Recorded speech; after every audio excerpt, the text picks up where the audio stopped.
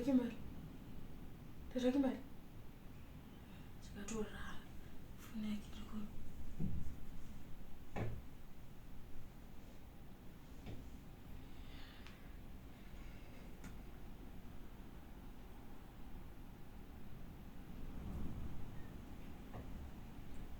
Chikatochinja password.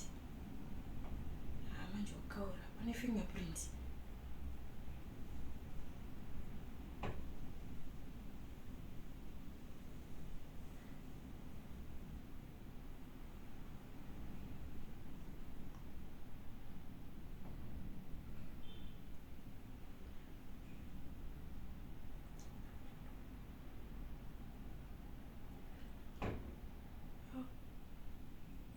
Kuramba.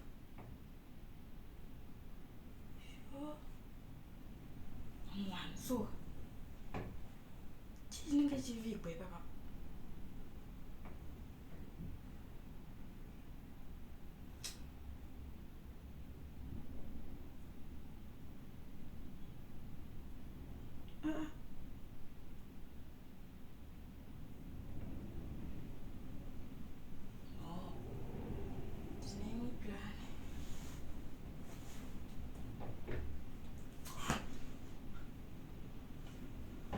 Kuchi, hapo bado funa. Chi? Nachi try kuza fingerprint irikuramba. Fingerprint mburuka wangu. Unogona ukaisaka uyu. Kwana mani uchikone Iwe inochinjirwe password. Ma fingerprint zvese zvokuzvoko zvikuramba. Izvo password wakachinjwa kwachinjire. Sasa bana shama ita mushe mani uchikone wewe. Kada kuona. Sam mburuka wachikuno. Ameno pamwe zvogona kuita. Zvogona kushanda pamwe ndozvakaita. Tamushe mani wewe. Kungotu unopinza nona. Kumana.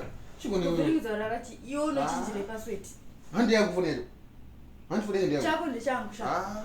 Changu ndichangu ndafika. Tondisira password ndiyo. Hapana password ndikumbeza ndizvo zvakuzokutaura.